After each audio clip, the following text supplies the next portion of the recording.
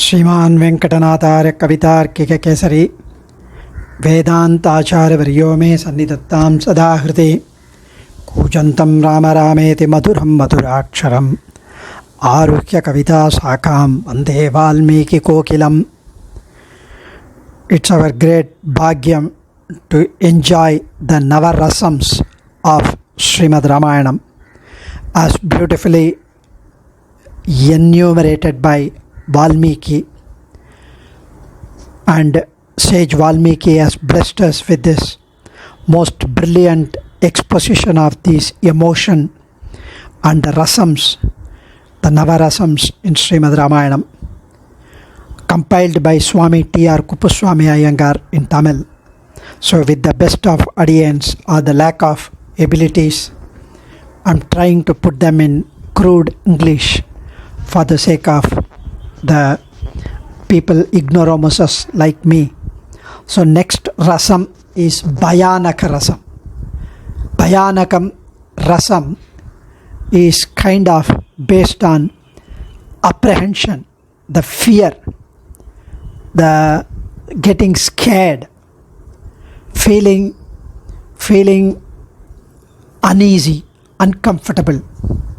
So if unforeseen circumstances like tsunami, or when the fox shouts in the middle of the night, when the dog cries in the middle of the night, when there is a punishment circular from the government, when somebody threatens us, when we see, when we hear or listen a ghost or a pishache movie, when there is a terror attack, all these things lead to kind of chill in our spine.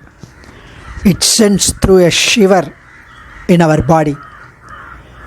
When we know that it's going to be dangerous and risky to our lives, and still we enter into it. Also, there is a bhayam that comes. So bhayam arises in the mind, and mind gets that bhayam based on the experience.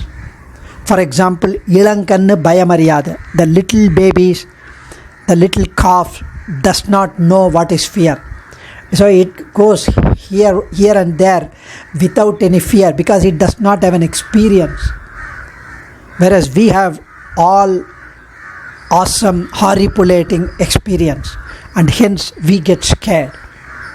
So let's enjoy where this bhayam is felt in Srimad Ramayanam, as beautifully mentioned by sage Valmiki.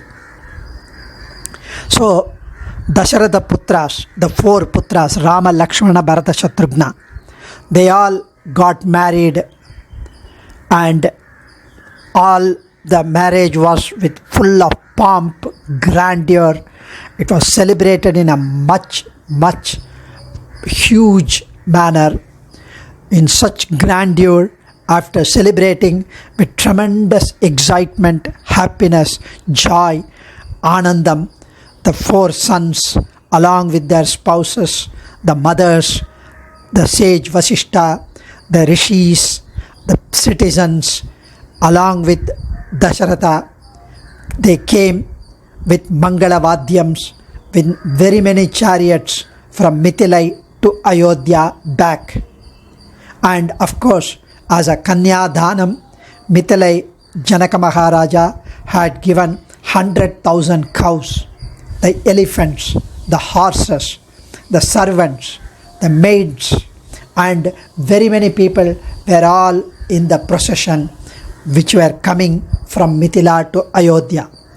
Everywhere there was happiness, there was joy, there was excitement, there was tremendous anandam manifested, well spread out in all. Everyone's face was lit, beaming with joy. Suddenly, there was a shattering, earth-shattering sound. Heavy, turbulent air which started flowing Suravali Katri, and very many trees felled from the roots. It looks as if the sun has been engulfed with darkness. There was tremendous dust which filled the sky, and the eyes could not see more than 2 feet. And they were not aware where the direction is, how to go forward, how to move forward. Dasharatha, Vasishta, Rishi, only they could have some balance. Others almost lost their consciousness because of all these things happening. Upastitam bhayam ghoram vayu praturbabhuva kampayan medhinim sarvam padayancha mahadruman tamasa samvrita suryaha sarvana prabhuburtishaha bhasmana chavritam sarvam sammodamiva tad balam. So unforeseen danger is ensuing, and Dasharatha was terribly scared. And Pakshis, the birds started chirping and shouting in great fear. It sent the chill through the spine. So he asked sage Vasishta, what could be the reason? Vasishta says, the way the birds shout, chirp, it foretells that there is a danger coming. However, the way deers are jumping, it looks like the danger will be just brushed aside. I can see. And while they were talking, with a huge body and with a matted lock, Jamadagni Munivar's son Parashurama appeared. He looked as if he was a Kailasha Parvatam, with so much parakramam and with so much tejas, and he had an axe on his shoulder. He had a lightning like a bow in his hand, and he looked as if he was Shiva himself who is going to burn the Tripuram. Kailasamiva durdarsham kalagnimiva dussaham jvalantamiva tejobi durniriksham pratak janaihi. So Jamadagni Munivar's son Parashuraman had been destroying the entire Kshatriya Kulam for so long, and hence the moment he saw Parashurama, Dasharatha's face became pale. He knew that he was scared that his sons are going to be in danger now. The sons are going to be at risk now. So the sages, they all were talking that he is insistent and bent upon destroying the Kshatriya Kulam. Rama, Bhargava Rama, they were talking about Parashurama, and they offered Argyam Padyam to sage Parashurama, and he started talking to Rama straight away, the Koshala Rama, the Kodanda Rama. Rama, I had heard of your valor. I heard that you broke a bow in Mithila. Now I have come with another bow. And this bow, in those days, Vishwakarma, the Devaloka carpenter, he had made 2 bows, one for Vishnu and one for Rudran, Shivan. And what you broke in the Vivaham in Mithila is the Shiva Dhanushu. And it had already become somewhat old and rotten. So hence you could easily break it. Now look at this Vishnu Dhanushu. It is being used by me and it is in all fresh form. Come, can you use this? Can you tie the cord here and send an arrow? And if you do that, then I would wrestle with you. I would fight, having a wrestling with you, and check your parakramam, examine your parakramam, whether you deserve so much praise. You will see my viryam, and I would see your viryam. Let us do that. Rama dasarate veera viryam te shruyate adbhutam tanusho bhedanam chaiva nikilena maya shrutam. And immediately Dasarathan was scared, terribly scared. His knees buckled. He folded his hands and told Parasurama, "You are a Brahmanorttamar and you are rightfully having an anger on the Kshatriyas. But my children are young lads. They are just teenage boys. Don't show your anger on them. Please give us abhayam. Give them abhayam. And do not destroy our family, our kudumbam. If one Rama gets killed, all our lives will go away. We will perish." He says, "Chatra roshat prachantastvam brahmanascha mahayashaha balanam mama putranam abhayam dhatumarhasi." Balanam mama putranam, my children are so young, they are boys. Parasuraman didn't care about Dasaratha. He simply ignored him and he started talking to Rama. "Come, start, take the challenge, accept." And Rama simply smiled. "Oh Bhargavarishi, I know I have heard all your deeds before. Do you think Kshatriyas are not strong? Do you think Kshatriyas cannot face you? Today you will see my parakramam." And he took the Vishnu Dhanush, Vaishnava will, and he took it like a playful toy, and he bent it and he tied the cord and he kept the arrow in the bow. "Okay, tell me, where do you want me to send?" This Vaishnava arrow would not go waste. "You are a Brahmin and you are related to sage Vishwamitra, and hence I would not kill you," Rama said.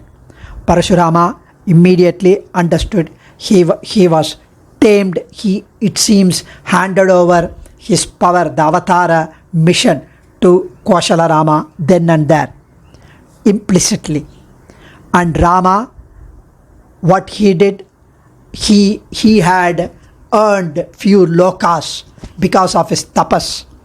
And Rama, Kaushala Rama, extinguished all those lokas which were earned by Parasurama because of his tapas. And Parashuraman also praised Kaushala Rama, "You are Sakshat Madhusudanan. You are the chief of all three worlds. You are Sarveshwaran. May all auspiciousness befall on you." He praised him and he went to Mahendra Malai, Mahendra mountain, because there was no other space for him. "Ramo Dasharati Sriman Sikche Pacharam Uttamam Sahatan Drishya Ramena Swan Lokan Tapasar Jitan Jamatagniyo Jagamashu Mahendram Parvatottamam." So he went to Mahendra Parvatam. So that was one Bhayarasam incident. There is one more Bhayarasam, that is by Maricha. We know that Maricha, Shubhahu and Tatakai were there in sage Vishwamitra's Yagam. When the little boys Rama and Lakshmana, prior to going to Mithila, they were requested by Vishwamitra to Dasharatha to help in his Yagam. It's not that sage Vishwamitra needed those help. However, he had an hidden agenda. He wanted to take Rama to Mithila and get him married to Sita. That was the objective. And afterwards, sage Vishwamitra never came in Valmiki Ramayana. So here, now what happened? Sage Vishwamitra brought Rama Lakshmana to the forest, to his ashram, where he was performing Yagam. So the Yagam had started and Rama and Lakshmana stood in the front protecting the Yagam with the divine bow and the arrow. And Tatakai, Shubhahu, Marichan and Tatakai had appeared, the Rakshasas and the Rakshasi, Araki. When they came and they started throwing the stones, throwing the flesh, the mamisam, all on the Agni, Rama immediately killed Shubhahu and he chased Marichan.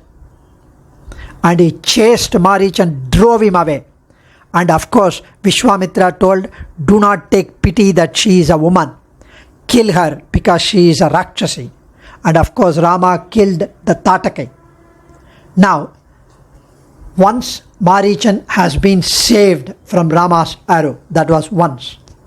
Secondly, when in Dandakaranyam, Rama, Sita and Lakshmana were there.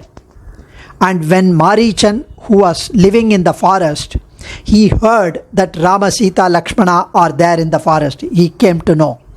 Immediately, along with his two Rakshasas, all three of them, they went near the ashram, near Rama's ashram, like in the guise of animals, big animals, forest animals, wild animals.